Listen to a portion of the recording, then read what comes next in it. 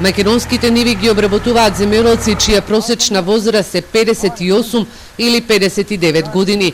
Младите не се заинтересирани за производство на храна во своите села, забележуваат од Асоциацијата на земјоделци, но и академската фела. Македонското земјоделство не напредува бидејќи мал број ги користат информациите од интернетот. Ретко кои од повозрасните знаат да работат на компјутери, покажа истражувањата на терен. Дали вршат промоција на собственото производство 100% не користат, докаси тоа да застанеме на интернет да побараме производувачи на домоти во Македонија, нема да излезе ниту една интернет страна. Ние навистина сакаме да ги користиме и интернет и другите информации, новата технологија, меѓутоа нашите години не го дозволува тоа.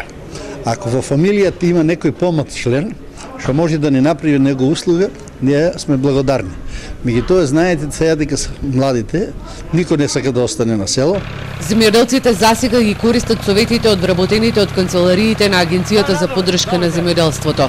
Ресорниот министер вели дека преку финансиските мерки и програмата веќе се прават сериозни чекори за поддршка на младите земјоделци да останат во Македонија.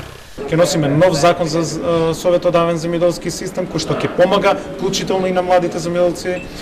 Ќе донесеме, односно во владената програма и мерката која што во наредниот период ќе се имплементира, тоа ослободување на младите до 35 години во делот на плаќањето на концесијата за земјоделско земјиште, значи државата ќе им даде земјоделско земјиште, а при тоа 3 до 5 години нема да плаќаат концесија.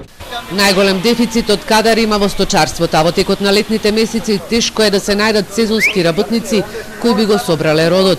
Земјоделскиот експерт Златковски забележува дека мора Министерството и академската фела од сите универзитети во земјава заеднички да работат на оваа тема, бидејќи како што вели тој, доколку Македонија некогаш добие датум за преговори за влез во ЕУ, земјоделството сериозно ќе заглави државата заради заостанатоста во поглед на заштитата на животната средина, примената на пестицидите, ѓубривата и се она што значи добра земјоделска пракса.